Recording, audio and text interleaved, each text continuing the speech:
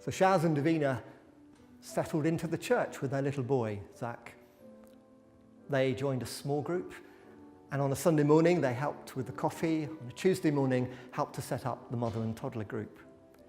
Shaz became involved in the worship band, and Davina got involved in the next Alpha course that came along.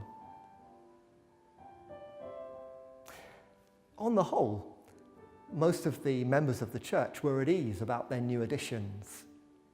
But it has to be said that there were some members who carried some concerns within them. One of them made an appointment to visit the pastor one afternoon.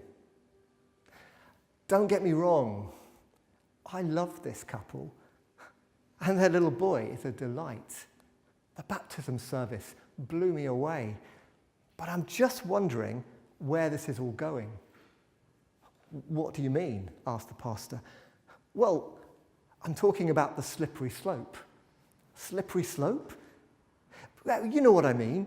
I mean, what's going to happen next? Maybe one of them will show leadership potential and be nominated for the leadership team of the church. What happens then? Or what happens when somebody asks for a gay wedding in the church? What would we do about that? Well, interestingly, both those anticipations came about in the life of the church. It turned out that Shaz was a born leader, and she was nominated to the leadership team, and that occasioned some discussion. Caused a bit of tension, and in the end, what was interesting was that Shaz decided herself not to stand, seeing the potential for division in the church.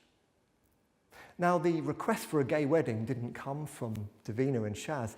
Actually, they were in a civil partnership when they arrived at the church, and they were content with that as their way of expressing their commitment to each other and to their little boy, Zach.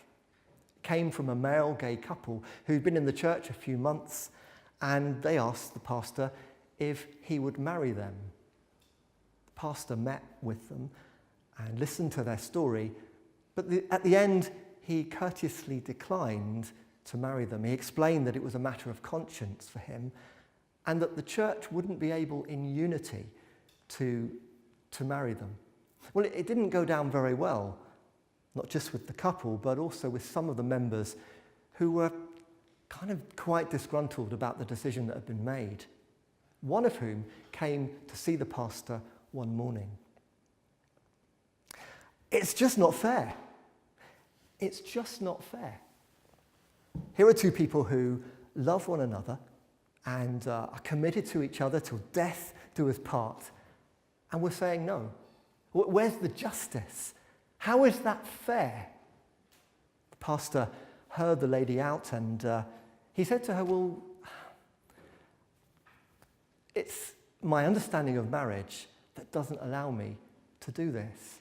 And what's more, you know that the church will be split in two while this conversation is going on, and I think it's going to go on for some time. I think we need to be careful, cautious with our tradition, whilst being as generous as we can and making room for people to journey. People like Shaz and Davina and Zach, well, all of us really. Now, in the months that followed, there were some people who left the church. Interestingly, some of them left because they felt that the church wasn't holding strongly enough to the traditional teachings of the church. Whereas others left because they felt that the church was not affirming enough of those who had different lifestyles. Pastor was grieved by both decisions. He met with those that he could and pleaded with people to stay in fellowship and to stay on the journey that the church was making.